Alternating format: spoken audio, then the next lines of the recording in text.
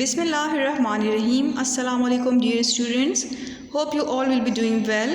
Welcome to Forward Public School e-learning class 8 subject chemistry chapter number 1 fundamentals of chemistry and I am your teacher Mehreen Zafar. Dear students, first of all I will congratulate you all on your promotion to class 8. This is your chemistry textbook. Dear students, these are the contents of our course. So first of all we will start unit number 1, that is fundamentals of chemistry, and the page number is 1. So open your books, all of you.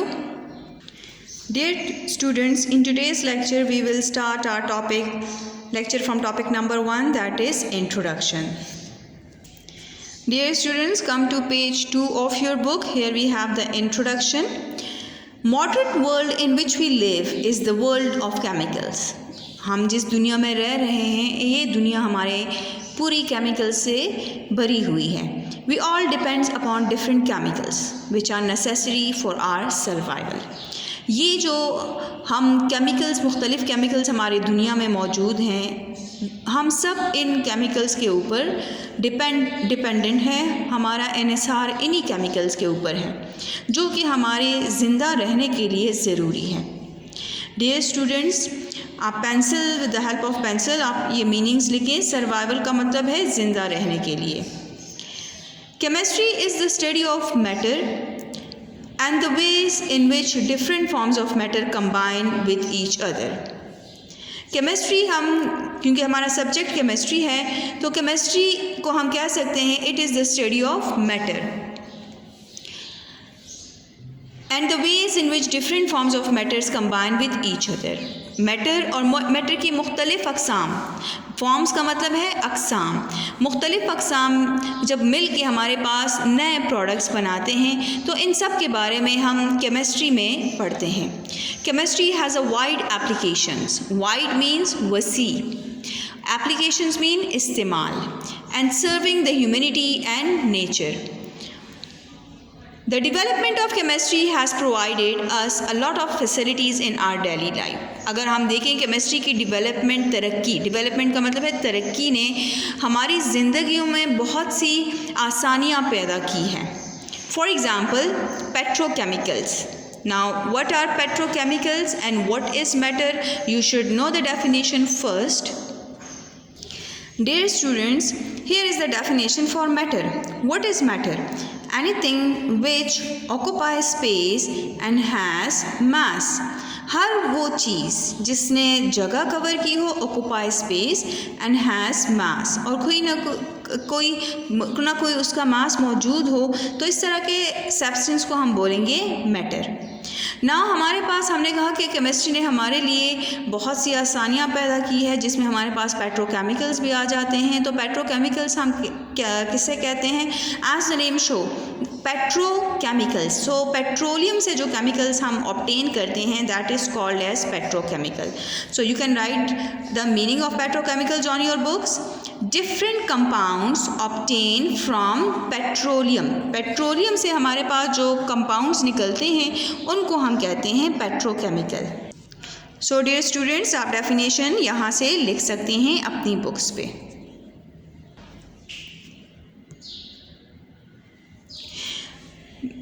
Medicine, हम यहाँ पे हमने कहा ना कि chemistry हमारी ज़िंदगियों में, development of chemistry ने जब तरक्की की तो हमारी ज़िंदगी जो है वो बहुत ज़्यादा आरामदेह और बहुत ज़्यादा उसमें फैसिलिटीज़ पैदा हो गई हैं. जैसे कि हमने कहा पेट्रोकेमिकल डेफिनेशन हमने आपको बता दी है कि the compounds which we obtain from petroleum industry is called as petrochemical.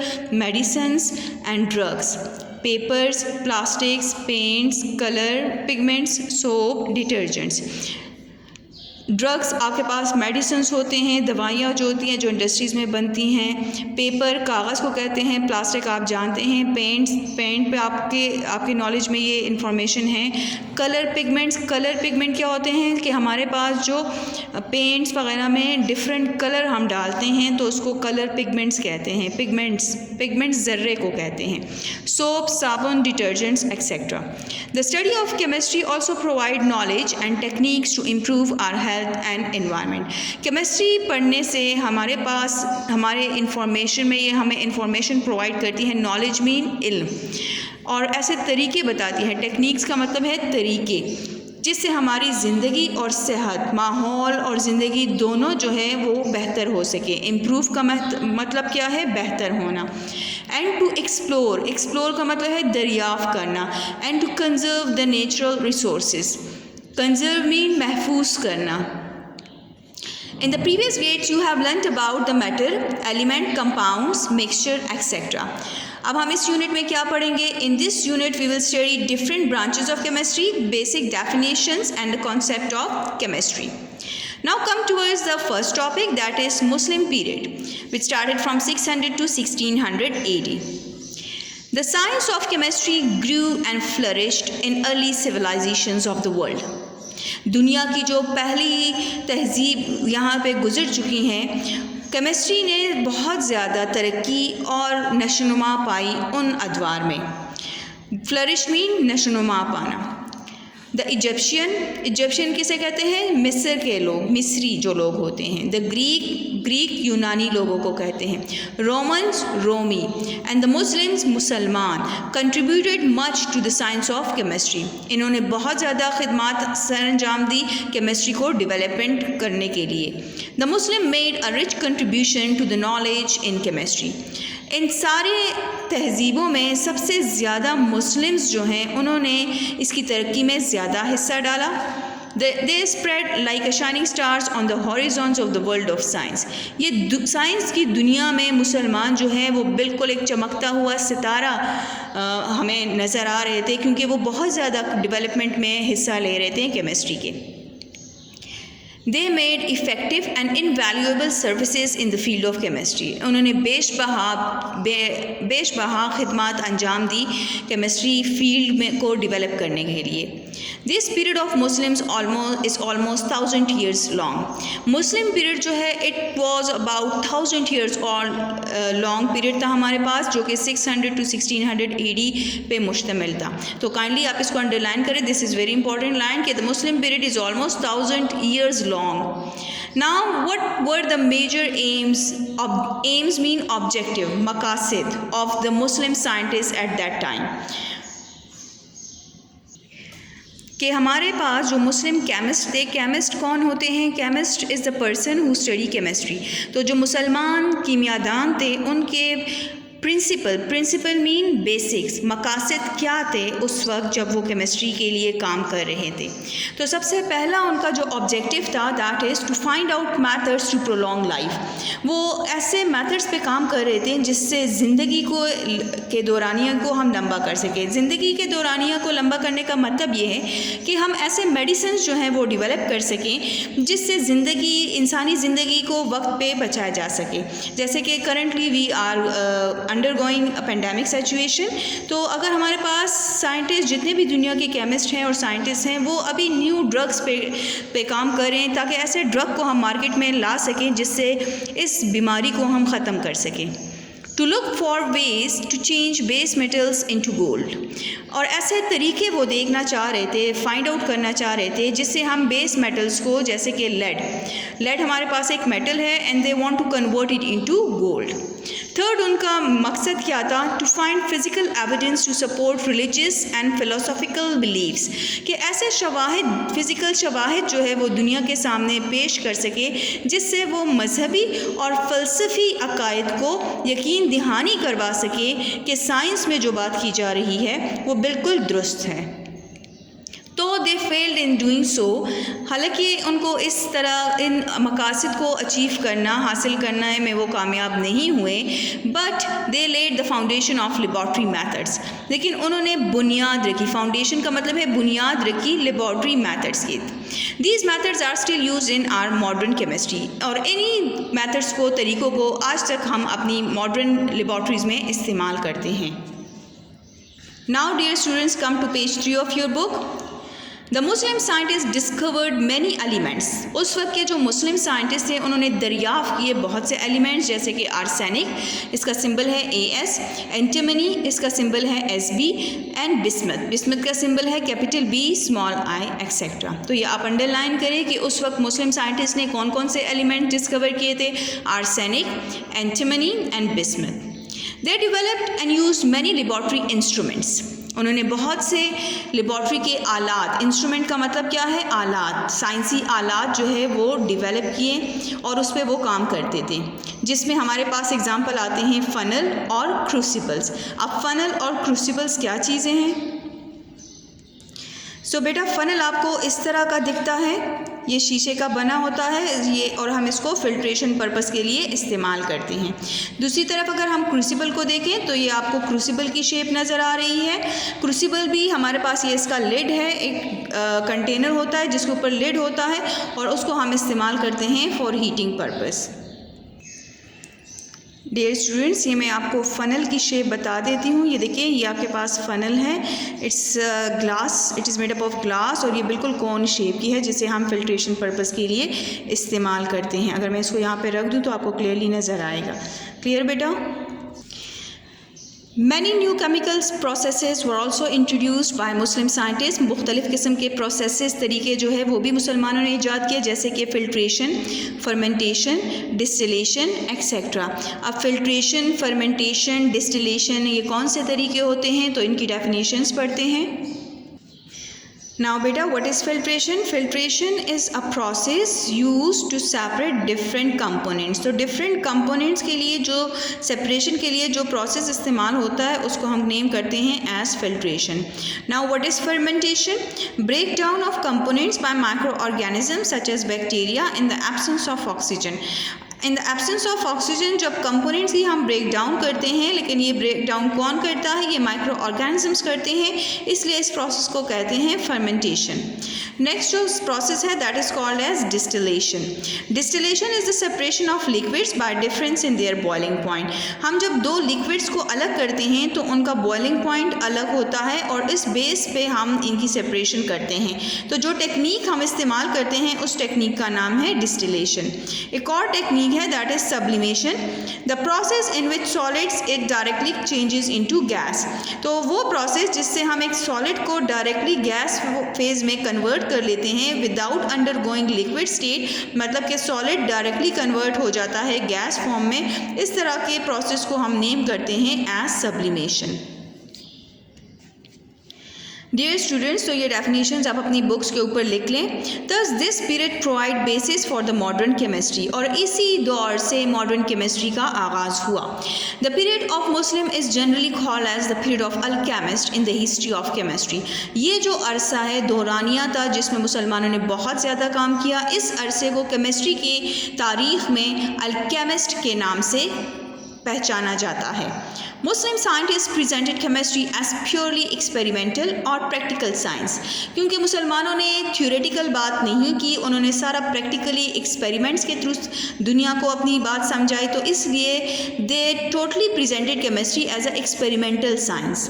Some well known Muslim scientist and their achievements, achievements का मतलब है कामयाबियाँ, तो ये मीनिंग आप अपने पास लिख लिए। अचीवमेंट का मतलब है कामयाबी हासिल करना, आर गिवन बिलो। तो यहाँ पे हमारे पास कुछ साइंटिस्ट हैं, मुस्लिम साइंटिस्ट, जिन्होंने बहुत ज़्यादा काम किया। सबसे पहले हमारे पास कौन से साइंटिस्ट हैं, that is Jabir ibn al Hayyan, and the date of their duration started from 721 to 803 AD। Jabir ibn Hayyan is generally known as the father of chemistry, तो अंडरलाइन करें इसको, father of chemistry is known, father of chemistry is called to Jabir ibn Hayyan.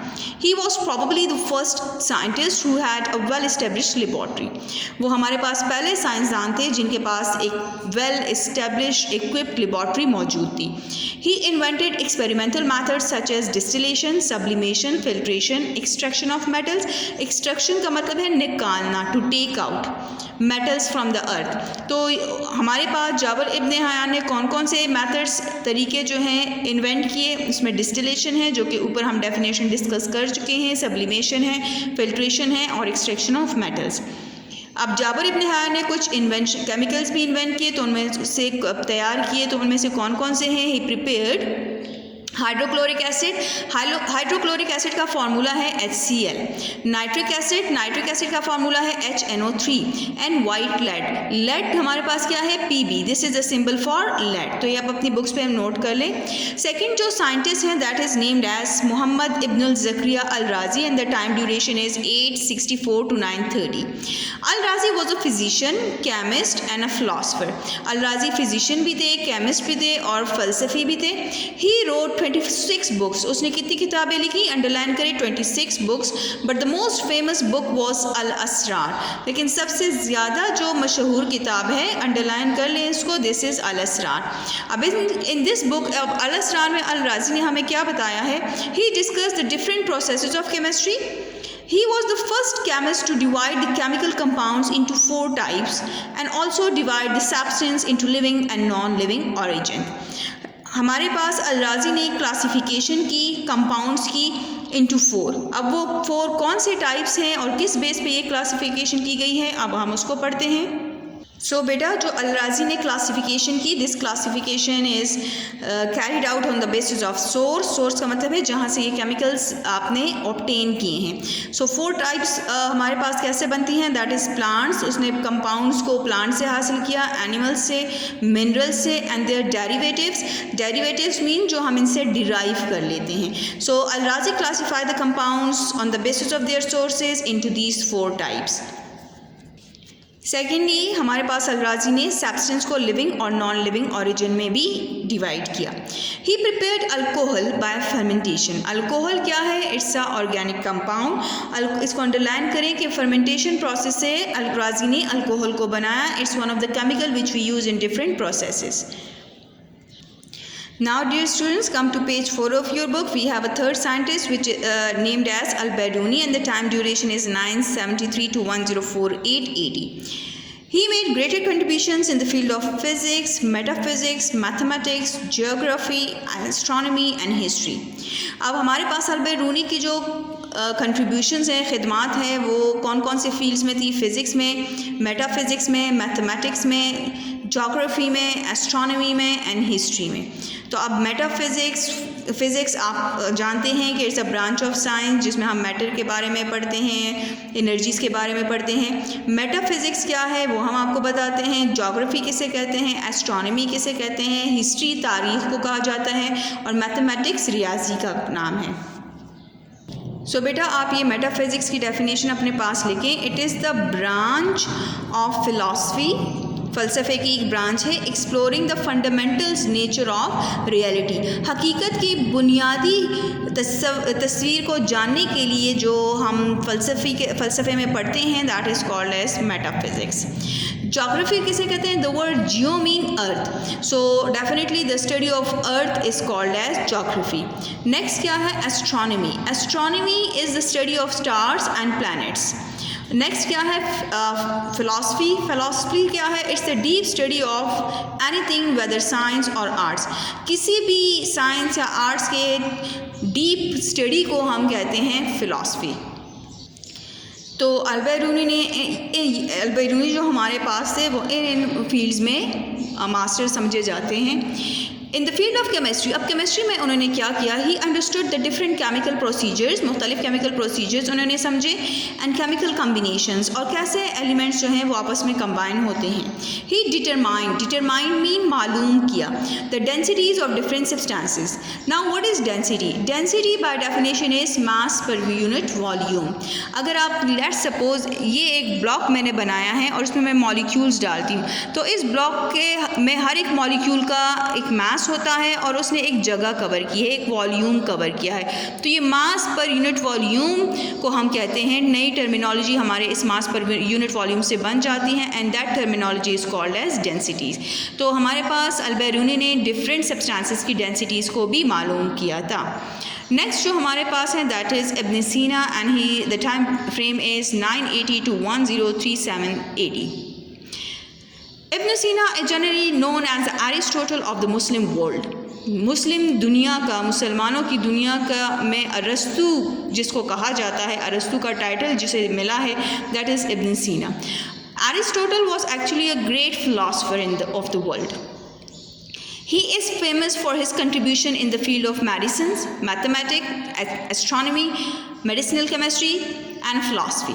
अब उनकी खिदमत कौन कौन से field में हमारे पास है? मेडिसिन में है, मैथमेटिक्स में है, एस्ट्रोनॉमी में है, medicinal chemistry it's one of the branch of chemistry जिसमें हम ड्रग्स के केमिकल स्ट्रक्चर्स के बारे में पढ़ते हैं, और फ़लसफ़ा philosophy. He is the first scientist who rejected the idea. कौन सा आइडिया इन्होंने मुस्तरद किया, रिजेक्ट किया? That base metals can be converted into gold. जो मुस्लिम साइंटिस्ट का मेजर ऑब्जेक्टिव था कि हम बेस मेटल को गोल्ड में कन्वर्ट कर सकें, तो इब्न सीना ने इस आइडिया को गलत करार दिया, रिजेक्ट कर दिया, रिफ्यूज़ कर दिया है कि ये मुमकिन ही नहीं है कि हम बेस मेटल को गोल्ड में कन्वर्ट कर सकें. He wrote more than 100 books. उन्होंने 100 से ज़्यादा किताबें लिखी. These books were taught in the Europe for centuries. और सदियों तक उनकी किताबें जो हैं वो यूरोपियन यूनिवर्सिटीज़ में पढ़ाई जाती रही हैं. Dear students, this is the end of today's lecture. We will be back with another interesting video. I hope you have understood today's lecture very well. Stay home, stay safe. Thank you.